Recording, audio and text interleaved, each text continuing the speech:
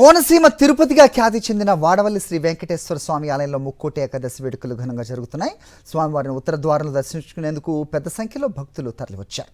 ఆలయాన్ని పూలతో అత్యద్భుతంగా అలంకరించారు. భక్తులకు ఎటువంటి ఇబ్బందులు కలగకుండా అన్ని ఏర్పాట్లు చేశామని ఆలయ నిర్వాహకులు చెబుతున్నారు.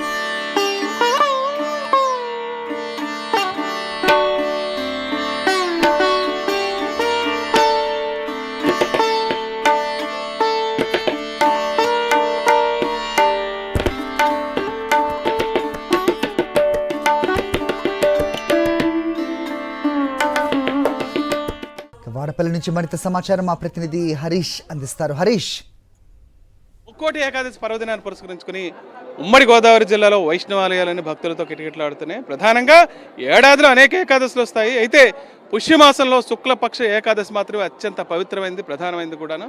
అత్యంత విశిష్టమైన ఈ రోజున కురుక్షేత్రంలో భగవంతుడు శ్రీకృష్ణుడు అర్జునుడికి భగవద్గీతను ఉపదేశించిన రోజు కూడా ఇదే అని చెప్తారు. అదేవిధంగా క్షీరసాగర మదనం కూడా ఇవాళే ప్రారంభమైందని ప్రతీతి. దీనికి సంబంధించి కోనసీమ తిరుమలగా ప్రసిద్ధిగాంచిన వాడపల్లి శ్రీ వెంకటేశ్వర స్వామి ఆలయంలో తెల్లవారుజాము నుంచి భక్తుల తాకిడి ప్రారంభమైంది. వాళ్ళు జరుగుతున్న ప్రత్యేక పూజలు, అభిషేకాలు, ఇతరత్ర కార్యక్రమాలు చెప్పడానికి నిర్వాహకులు ఇక్కడే ఉన్నారు. సార్ చెప్పండి, మొత్తం భక్తులు కూడా పెద్ద సంఖ్యలో వచ్చే అవకాశం ఉంది. అదేవిధంగా ఉత్తర ద్వార దర్శనం ఏర్పాటు చేస్తారు. ఎలా కొనసాగుతుంది, ఏ ఏర్పాటు చేస్తారు?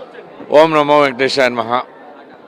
ఈ రోజున 3 దేవతలు దర్శించుకున్నంత ఫలం ముక్కోటి ఏకాదశి. దానివల్ల ఉత్తర ద్వార దర్శనంలో స్వామివారిని దర్శించుకుంటే స్వామివారు 3 కోట్ల మంది దేవతలందరూ కూడా ఒక చోట స్వామివారిలో కొలువై దర్శనమిస్తారనేది మన ప్రగాఢ విశ్వాసం. దాని గురించి ఉత్తర ద్వార దర్శనం ఏర్పాటు చేసాం. వీళ్ళందరికీ కూడా ప్రత్యేకమైన క్యూ లైన్స్ ఏర్పాటు చేయడం జరిగింది. ప్రాతకాలం నుంచి 5 గంటల కాడ నుంచి ఎమ్మెల్యే గారు ప్రథమ పూజతో ఎంపీ గారితో స్టార్ట్ అయ్యి భక్తులందరికీ కూడా క్యూ లైన్లో ఇబ్బంది లేకుండా చేస్తున్నాం. వీళ్ళందరికీ కూడా మంచినీళ్ళు అవన్నీ ఏర్పాటు చేసాం. పసిపిల్లలకు పాలు, బిస్కెట్లు కూడా ఏర్పాటు చేసాం. మరి ఏ విధంగా అసౌకర్యం కలగకుండా గతంలో దృష్టిలో పెట్టుకుని గతం కంటే మెరుగ్గా ఏర్పాట్లు చేయడం జరిగింది. సాధారణంగా శనివారం కానీ లేదా ఇతరత్ర ప్రధానమైన రోజుల్లో కానీ వాడపల్లికి భక్తుల పోటెత్తారు, పెద్ద సంఖ్యలో వస్తారు. ముఖ్యంగా వీళ్ళకి సంబంధించి ప్రత్యేకమైన ఏర్పాట్లు ఇంకేమైనా జరిగినాయా? దూర ప్రాంతాల నుంచి కూడా వచ్చే వాళ్ళకి సంబంధించి అదేవిధంగా వాళ్ళు జరిగే ప్రధానమైన పూజలు కూడా ఏమైనా ఉన్నాయా? ప్రత్యేకమైన పూజలు కానీ ఇప్పుడు యాక్చువల్గా మనం దక్షిణ ద్వారంగా ఇస్తామండి. ఇవాళ ఉత్తర ద్వార ప్రవేశం కాబట్టి ఉత్తర ద్వారం అన్ని క్యూ లైన్స్ మార్చాం.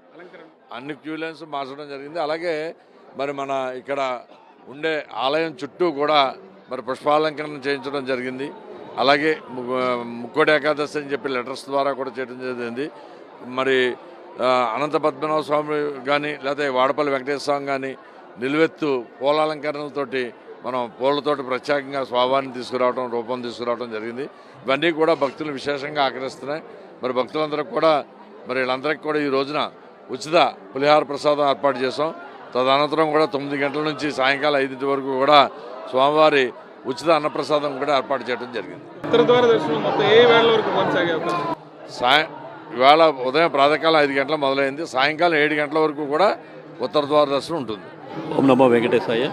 వైకుంఠ ఏకాదశి ఈరోజు ఈ వైకుంఠ ఏకాదశి పర్వదినాన స్వామివారి యొక్క 33 కోట్ల మంది దేవతలు దిగివచ్చి భూమి మీద దిగివచ్చే సందర్భంగా ఈ 33 కోట్ల దేవతలు స్వామివారిని దర్శించుకుంటారు.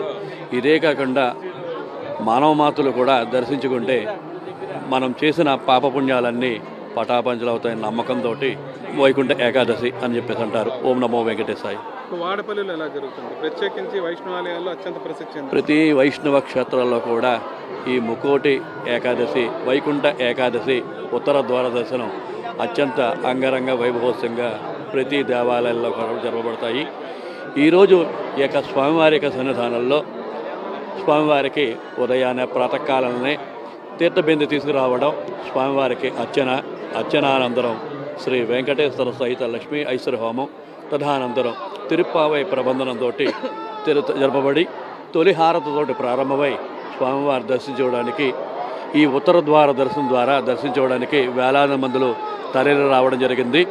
తమ యొక్క కోరికలు వినిపించడం జరిగింది. ఓం నమో వెంకటేశాయ. వాడపల్లి ఆలయంలో ఉత్తర ద్వార దర్శనం గుండా భక్తులు స్వామివారిని దర్శించుకుంటున్నారు. ఇవాళ సాయంత్రం 7 గంటల వరకు ఇది కొనసాగుతుందని ఖచ్చితంగా భక్తులు పెద్ద సంఖ్యలో వచ్చి స్వామివారిని అందరూ దర్శించుకోవడానికి ఏర్పాట్లన్నీ చేశామని నిర్వాహకులు చెప్తున్నారు. వాడపల్లి నుంచి హరీష్ ఫర్ సాక్షి. రైట్.